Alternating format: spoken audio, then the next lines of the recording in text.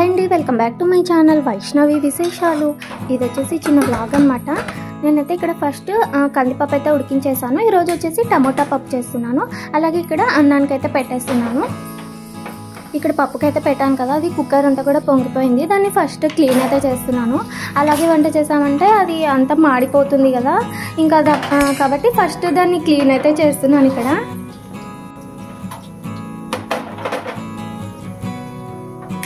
Stove cleaning అది అయిపోయాక నేనైతే ఇక్కడ సేమియా పిల్లల కోసం సేమియా పులిహోర అయితే చేస్తున్నాను.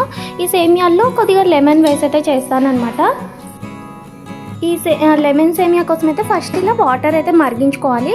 ఇందులోనే కాస్త పసుపు, కొద్దిగా ఆయిల్ వేసుకొని సేమియాలను ఫస్ట్ ఉడికించుకోవాలన్నమాట.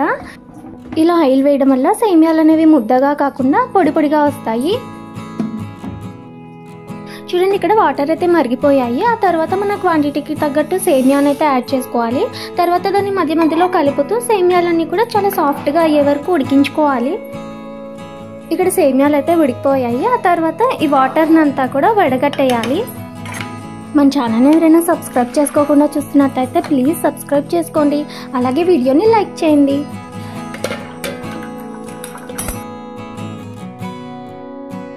ఇలా వాటర్ అంతా కూడా వడగట్టిన తర్వాత నార్మల్ వాటర్ తీసుకొని ఈ సేమియాల పైన అంతా కూడా వేసుకోవాలన్నమాట. లేదంటే అది మరీ వేడి మీద ఉంటే ఇలా మెత్తగా అయిపోతుంది కదా. ఇలా కొంచెం చల్ల వాటర్ వేయడం వల్ల అవి పొడి పొడిగా వస్తాయన్నమాట. ఇక్కడైతే సేమియాలను అయితే ఉడికించి పెట్టేసాము. ఇంకా తర్వాత తిరుగువాత అయితే వేసుకోవాలి. దానికోసం ఇలా కొద్దిగా ఆయిల్ వేసుకొని తిరుగువాత గింజలన్నీ వేసుకొని వేయించుకోవాలి. ఆ తర్వాత పల్లీలను కూడా వేయించుకోవాలన్నమాట. తర్వాత మన కారానికి తగ్గట్టు పచ్చిమిర్చిని, అలాగే మన టేస్ట్కి తగ్గట్టు సాల్ట్ని అయితే వేసుకోవాలి. పచ్చిమిర్చి అవన్నీ వేగిపోయిన తర్వాత మనం ఉడికించి పెట్టుకున్నాం కదా, సేమియాలను వేసుకొని బాగా కలుపుకోవాలన్నమాట. తర్వాత దీని అంతా కూడా ఒకసారి ఇలా బాగా కలుపుకోవాలి. ఆ తర్వాత స్టవ్ ఆఫ్ చేసి మన పులుపుకి తగ్గట్టు నిమ్మరసం అయితే వేసుకోవాలి. ఈ లెమన్ సేమియా వచ్చేసి మా పిల్లలకైతే చాలా ఇష్టం అనమాట. చూడండి ఎంత పొడి పొడిగా వచ్చిందో. టిఫిన్ అయితే చేసేసాను. ఇంకా తర్వాత ఇక్కడ టమోటా పప్పు కోసం టమోటాలు, ఆనియన్స్, పచ్చిమిర్చి అయితే కట్ చేసి పెట్టుకుంటున్నాను. మా పెద్దోడికి టమోటా పప్పు అయితే ఇష్టం అనమాట. ఇక్కడ రసం కోసం తాడలు కట్ అయితే తీస్తున్నాను. మా పెద్దోడు ఓన్లీ పప్పు తీసుకెళ్తాడు కాబట్టి ఫస్ట్ పప్పుకి అయితే పెట్టేస్తున్నాను అనమాట.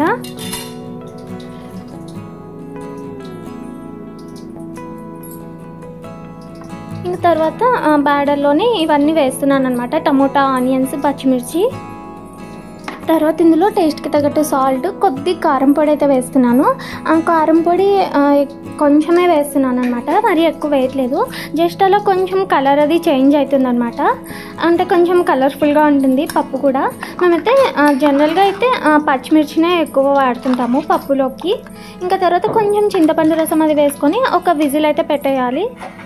ఇక్కడ కుక్కర్ అది పెట్టేసి ఇంకా పిల్లల్ని రెడీ అయితే చేసేసాను. ఇంక ఇక్కడ పప్పు అయితే అయిపోయింది అనమాట. ఇక్కడ వెల్లుల్లి వచ్చేసి కొంచెం అలా లైట్గా క్రష్ చేసి తిరువాతలు అయితే వేసాను. టమోటా పప్పు ఫ్లేవర్ అయితే చాలా బాగుంటుంది. ఇంకా తర్వాత ఇక్కడ లంచ్ బాక్స్, అలాగే టిఫిన్ బాక్స్లో అయితే ప్యాక్ చేశాను.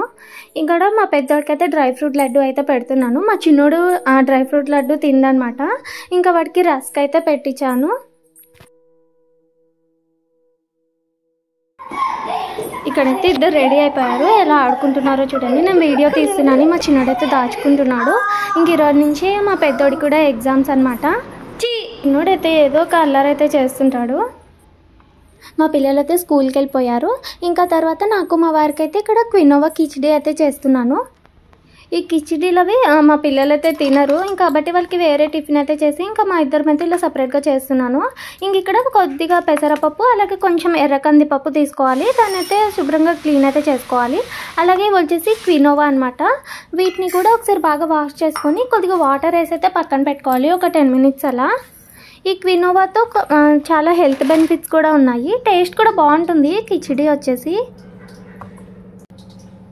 ఈ కిచిడి కోసం అయితే ఫస్ట్ ఆయిల్ వేసుకోవాలి. హీట్ అయిన తర్వాత తిరుగువాత గింజలన్నీ వేసుకోవాలి. తర్వాత కూరగాయ ముక్కలన్నీ వేసుకోవాలన్నమాట.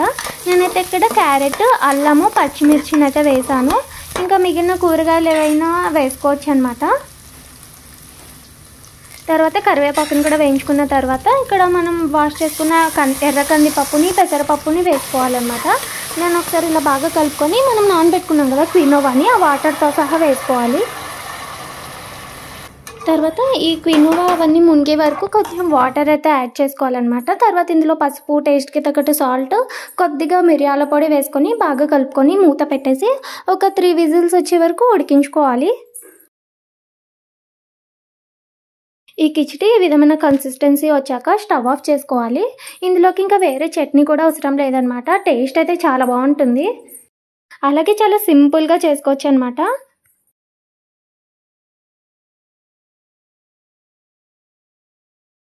ఇంకా తర్వాత మా వారికి బాక్స్ అయితే పెట్టేశాను. ఇక్కడ బుడంకాయ పచ్చడి, పప్పు, రసం అయితే పెట్టేశాను. ఇంకా ఇది వచ్చేసి నైట్ అనమాట. నేనైతే ఇక్కడ చింతపండు పులిహోర అయితే చేస్తున్నాను.